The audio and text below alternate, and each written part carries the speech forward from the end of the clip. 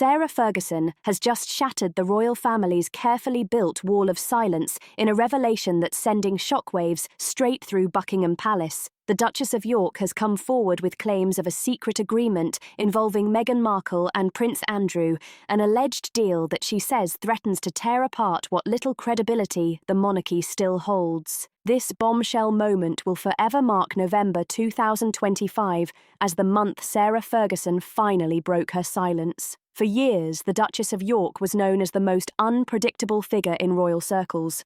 The woman who saw everything, heard everything, yet said almost nothing. That changed on a cold Wednesday afternoon just minutes ago when she appeared unexpectedly before cameras, catching even her closest advisors completely off guard. Sarah stepped into view and revealed information that left royal watchers around the world absolutely stunned. The setting was no accident. Not Buckingham Palace, not Kensington Palace, but a modest Mayfair townhouse where Sarah has been quietly living since distancing herself from official royal duties. That location alone sent a loud message without a single word needing to be said. The choice spoke volumes. This wasn't approved, this wasn't coordinated, and this wasn't palace managed. This was Sarah Ferguson, a woman hardened by years of public scrutiny and personal scandal, deciding she had reached her limit. What she revealed was explosive, a hidden agreement, a quiet pact formed behind closed doors,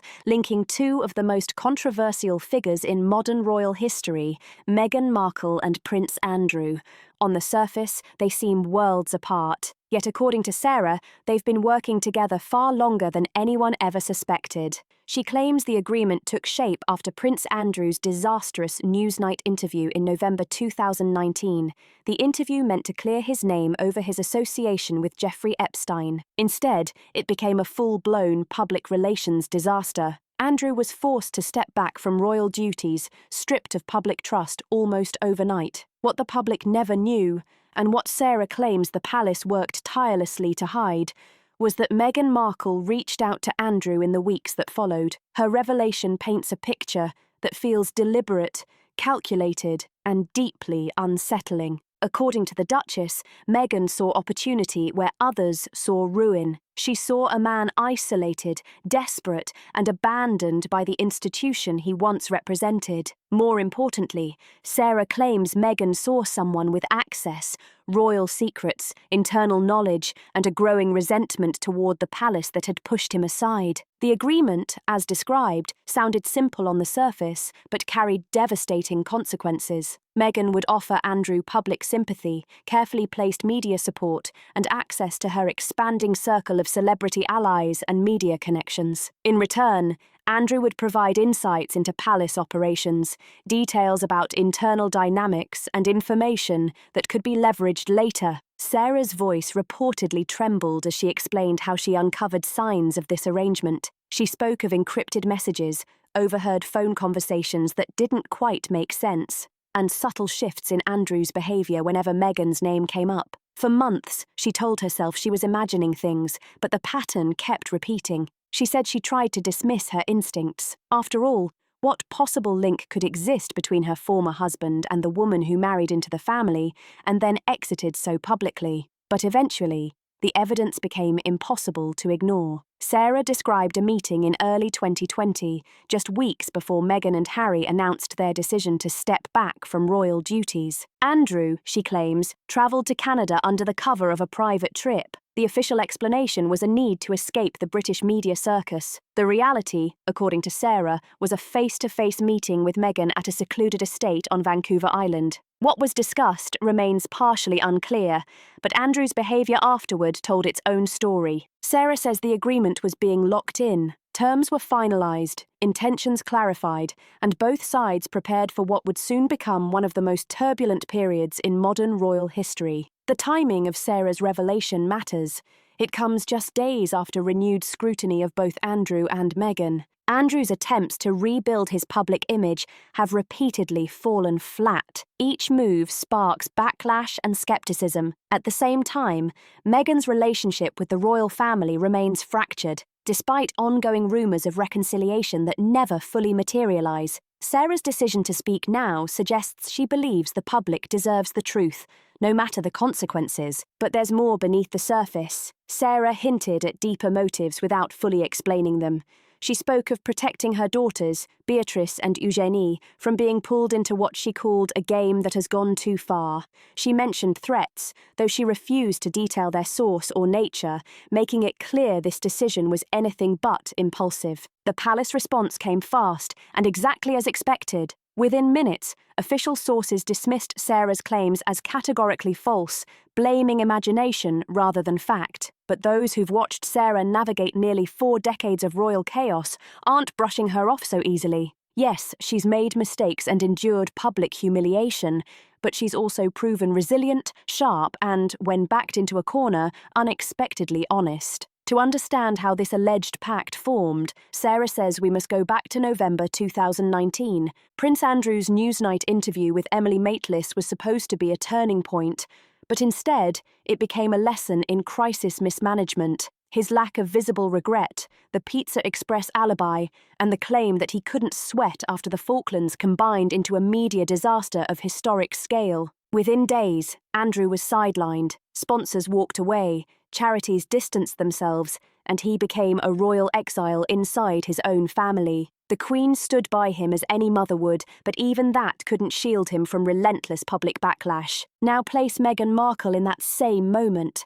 She was battling the press, feeling isolated within the family and quietly planning her exit. But she was also observant, strategic, and fully aware of how influence moves inside powerful institutions. According to Sarah, Meghan recognised a critical truth about Andrew's situation. A desperate man is a useful man. Initial contact allegedly came through intermediaries, messages of sympathy, shared frustrations, and quiet acknowledgement of palace double standards. The tone was subtle but effective. Both were framed as victims of an institution more focused on image than loyalty. Andrew, angry and wounded, listened closely. By early 2020, Sarah claims the connection shifted from sympathy to strategy. She says evidence showed ongoing communication between Andrew and numbers later traced to Meghan's team. These conversations weren't personal.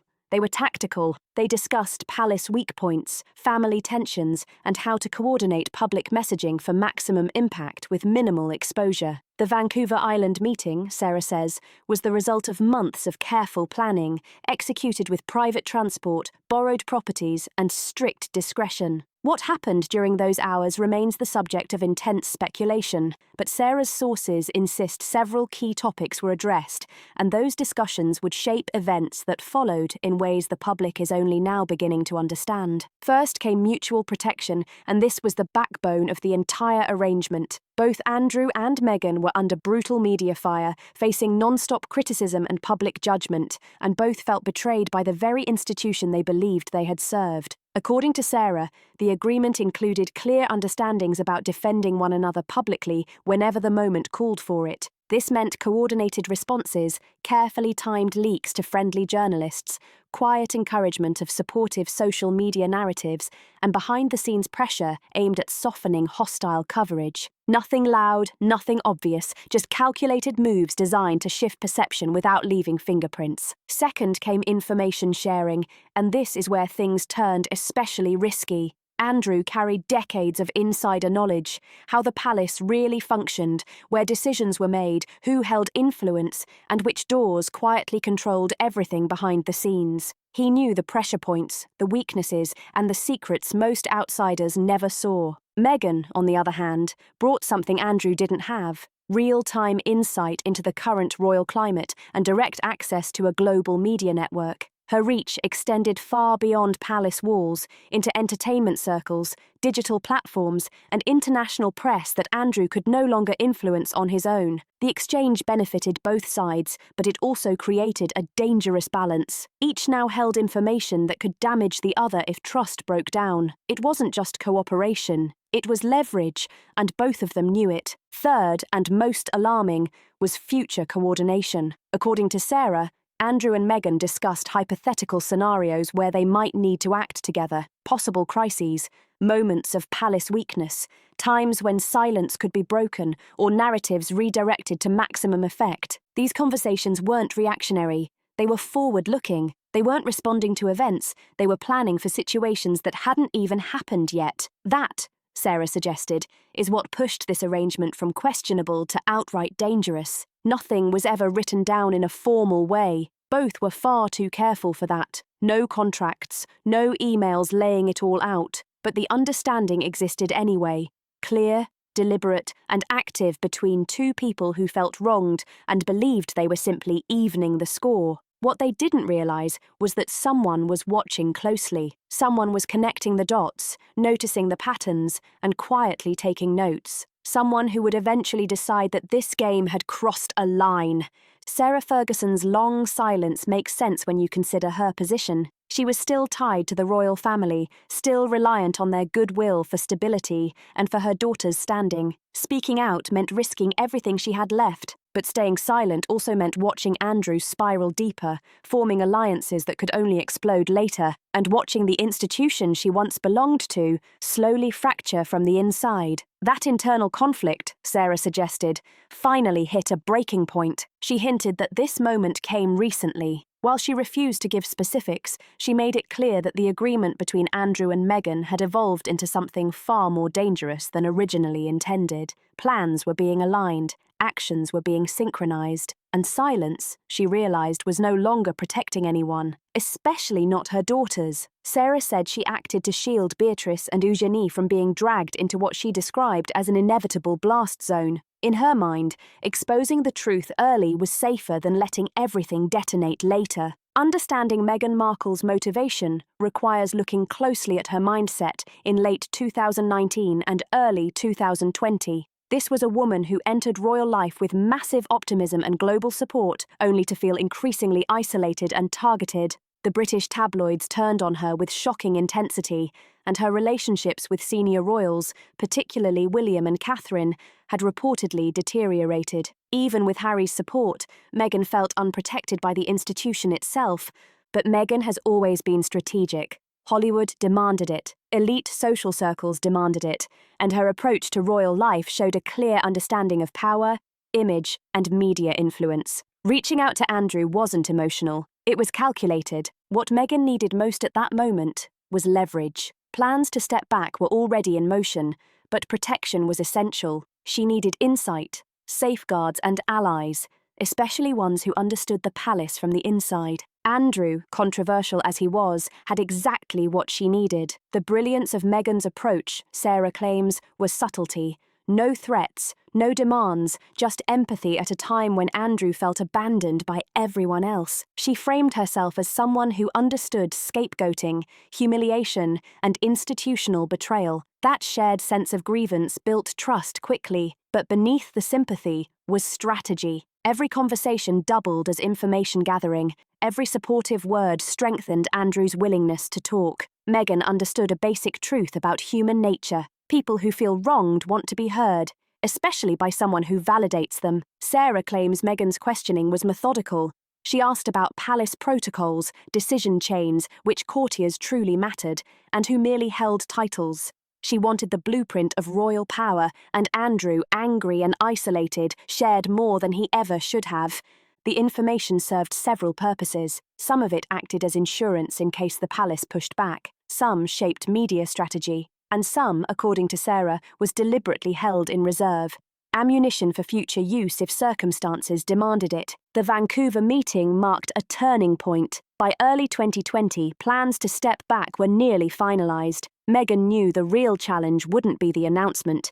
It would be surviving the fallout afterward. Andrew's role shifted into that next phase. Sarah claims he agreed to act as a quiet back channel, feeding Meghan's team insight into palace reactions, internal discussions, and institutional mood. In return, Meghan would occasionally counter damaging narratives about Andrew through her media reach. The arrangement was dangerous for both sides. If exposed, it would confirm accusations of disloyalty and manipulation. It would hand the palace justification to cut ties completely. Still, both believed they could outsmart the system. Both underestimated Sarah Ferguson's resolve to protect her daughters and her willingness to expose what she says is the truth when pushed too far. What makes Meghan's alleged involvement especially striking is how sharply it clashes with her public image. She has consistently presented herself as someone who wanted to serve, who was driven away by cruelty, and whose only goal was a quiet life with her family, far from royal pressure and scrutiny. The existence of a secret agreement with Andrew, one forged through calculation and sustained through quiet deception, points to a far more layered and strategic approach than Meghan's public narrative suggests. That doesn't automatically mean she didn't face real hardship inside the royal family. Both realities can exist at the same time. She could have experienced genuine challenges and real prejudice while also taking steps to protect herself through alliances and information gathering. Those two truths don't cancel each other out, but together they complicate the story.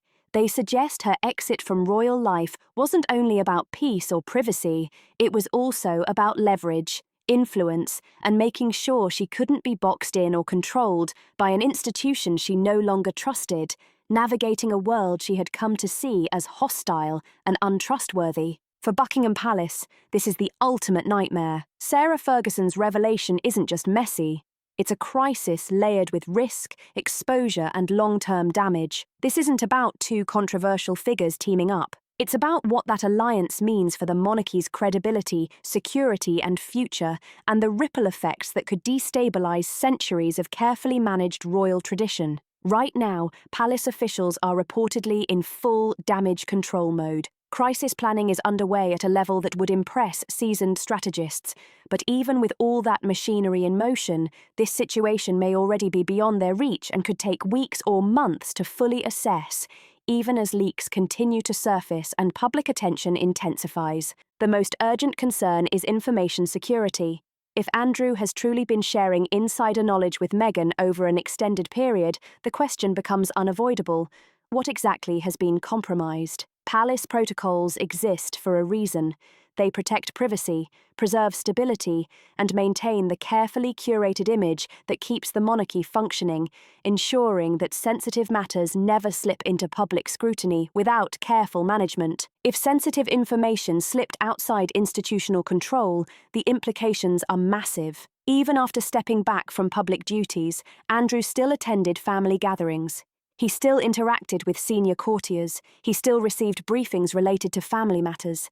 Every casual conversation or family dinner could have been a vector for information transfer, creating layers of potential exposure that the palace may only now be realizing. That access meant insight into succession planning, finances, health matters, relationship dynamics, and internal strategy. In the wrong hands, or at the wrong moment, any of that could be weaponized. And that possibility is exactly what's keeping palace officials awake at night, worrying about both immediate impact and long-term implications for future royal management. Meghan's potential use of such information raises serious alarms. She's shown a sharp grasp of media strategy and narrative control. She has connections to influential journalists, entertainment power players, and global platforms. With insider knowledge layered on top of that reach, she could shape public perception, apply pressure, or defend herself with precision, using information selectively to influence both domestic and international opinion.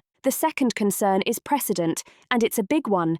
If this agreement becomes undeniable, it sends a dangerous message. It shows that even sidelined royals can retain power through outside alliances. It suggests that traditional palace tactics, silence, isolation, quiet disapproval, don't work the way they used to, especially in an era dominated by global media scrutiny and instantaneous social media reaction. Future family members who clash with the institution might take notes. They could seek their own leverage, their own protection plans, their own safety nets beyond palace control.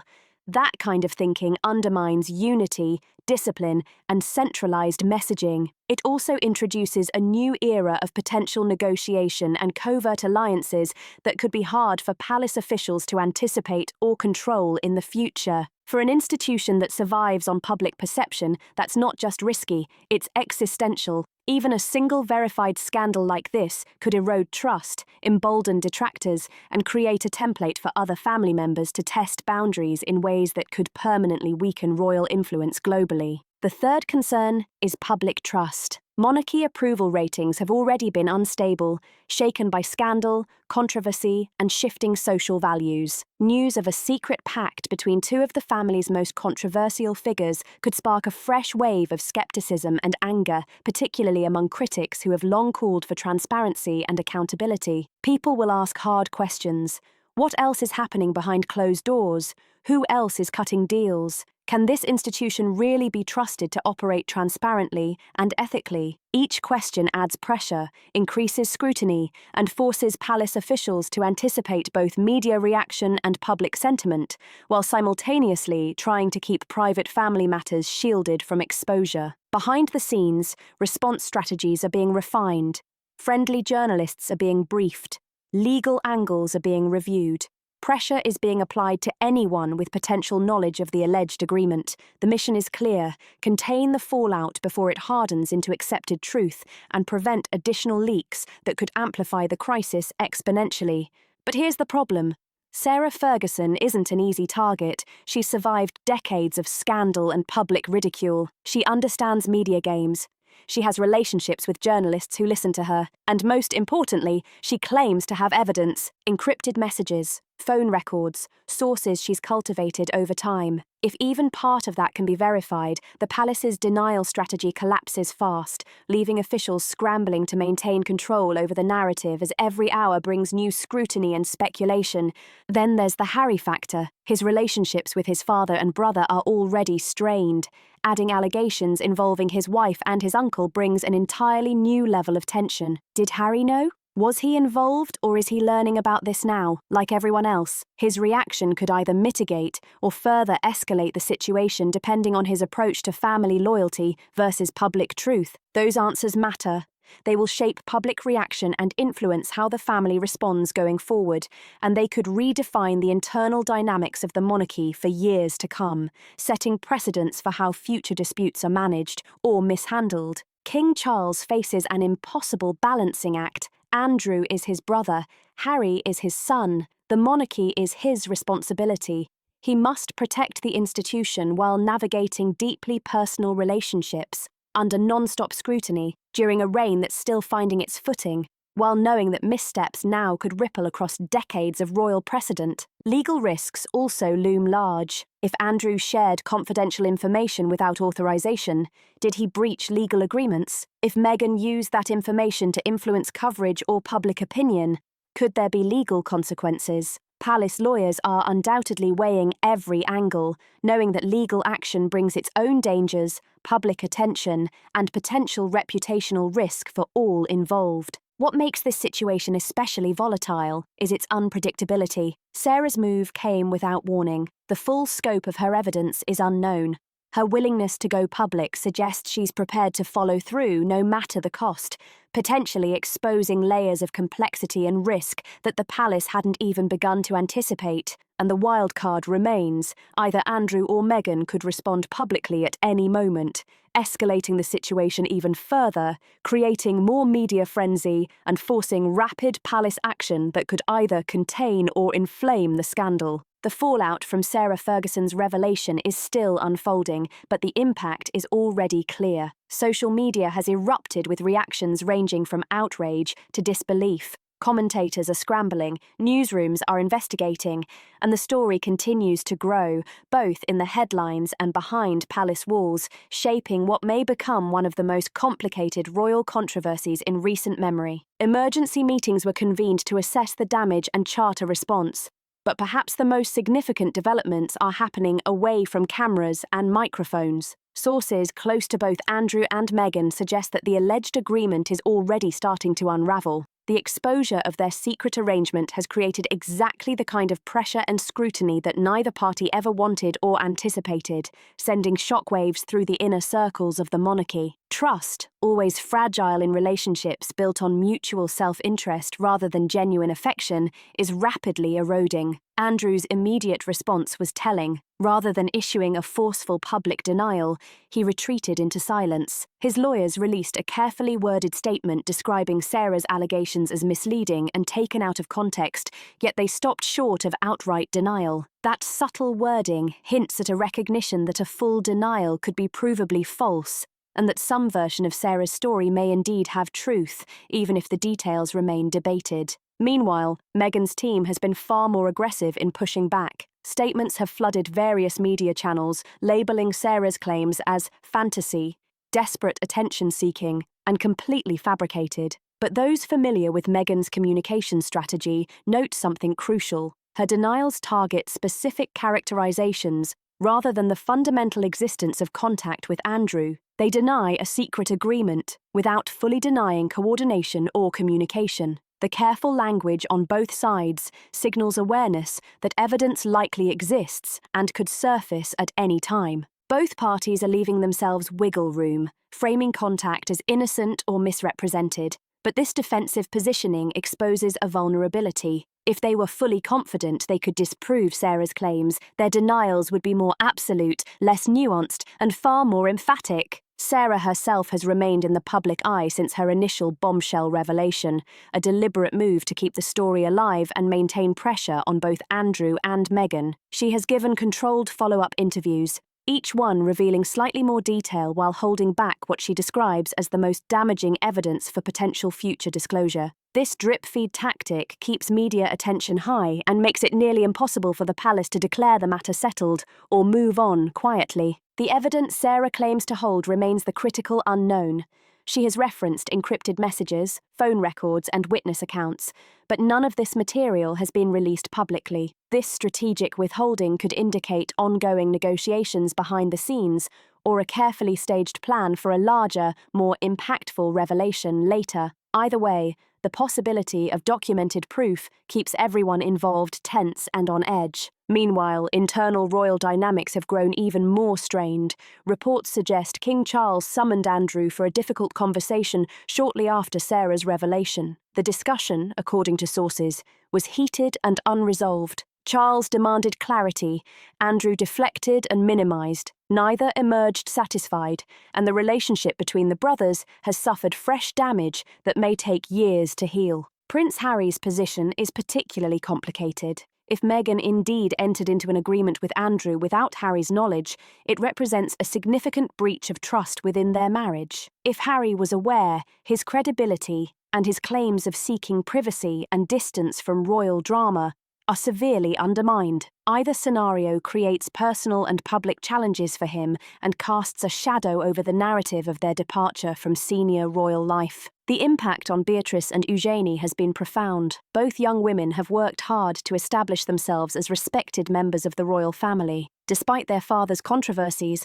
Sarah's revelation threatens to drag them back into public scrutiny and scandal. Sources indicate both daughters are furious with their mother for coming forward without warning them, creating new family tensions that could take years to resolve. Public opinion remains sharply divided. Some see Sarah as a courageous truth-teller, exposing manipulation and deception hidden behind palace walls. Others view her as a bitter ex-wife seeking revenge or attention. Still more are exhausted by the relentless royal drama and wish the family would handle these issues privately. The lack of clear public evidence allows the story to be interpreted through personal biases, further fueling speculation. What's becoming increasingly clear is that this situation marks a turning point. The old rules of royal discretion and family loyalty are breaking down. Scandals can no longer be managed through silence and institutional authority alone. The realization that family members might actively work against the institution from within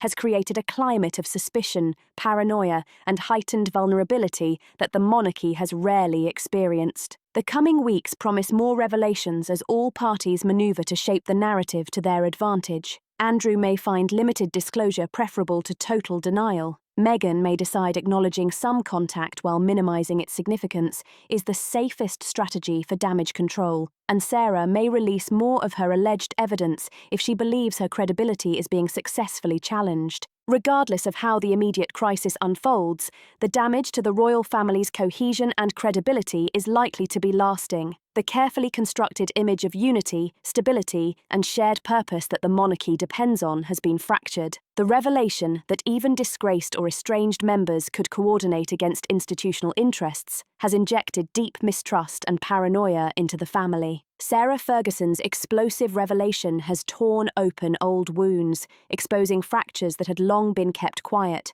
The alleged secret agreement between Meghan Markle and Prince Andrew represents more than just a sensational scandal. It signals a fundamental breakdown in trust, loyalty, and the social glue that has traditionally held the monarchy together. As the fallout continues to unfold, one thing is becoming undeniable: the House of Windsor will never be the same. Social media is buzzing, commentators are debating, and public fascination is at an all-time high. For the latest updates, make sure to like, subscribe, share, and leave your comments, because this story is far from over, and every new revelation will only make it more explosive.